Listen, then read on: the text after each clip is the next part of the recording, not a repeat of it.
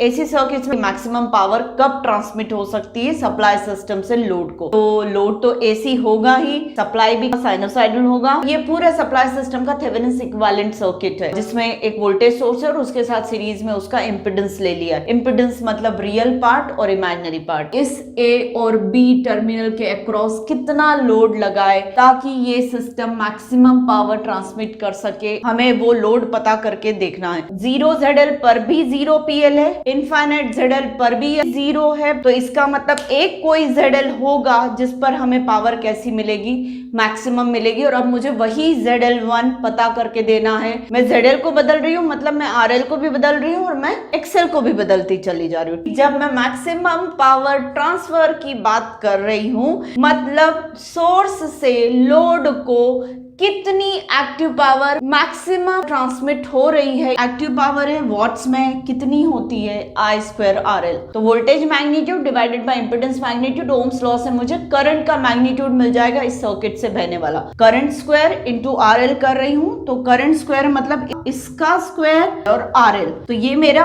Active power का expression आ गया। PL maximum कब हो सकता है? जब डिनोमिनेटर मिनिमम हो। अब ये डिनोमिनेटर मिनिमम कब हो सकता है? ये दोनों तो हमेशा पॉजिटिव रहेंगे, तो ये एडिटिव ही रहेंगे और इनका स्क्वायर और बड़ा होगा। पर ये मिनिमम हो सकता है अगर ये इंडक्टिव है और ये कैपेसिटिव है, मतलब ये प्लस है और ये माइनस है, या फिर ये कैपेसिटिव और ये इंडक्टिव है। पहली कंडीशन आ चुकी है PL को मैक्सिमम की तरफ ले जाने में, मतलब XL कैसा होना चाहिए? Complex conjugate of small x। एक इंटरनल इंपेडेंस का x और एक लोड इंपेडेंस का -jx होने की वजह से यहाँ पर सर्किट पूरा का पूरा किस में बदल जाएगा? रेजिस्टिव सर्किट में। ऐसे सर्किट्स के लिए डीसी सर्किट्स में ही हम कंडीशन निकाल चुके कि RL को किसके बराबर होना पड़ेगा? स्मॉल r के। तो अब ओवरऑल एसी सर्किट्स के लिए क्या कंडीशन बन गई है? ZL equal to complex conjugate of internal impedance. ये कंडीशन अगर सेटिस्फाई हो जाती है तो मैक्सिमम पावर ट्रांसमिट करेगा ये सप्लाई सिस्टम लोड को। PL मैक्स का मैग्नीट्यूड कितना होगा? V²/4R। ये वही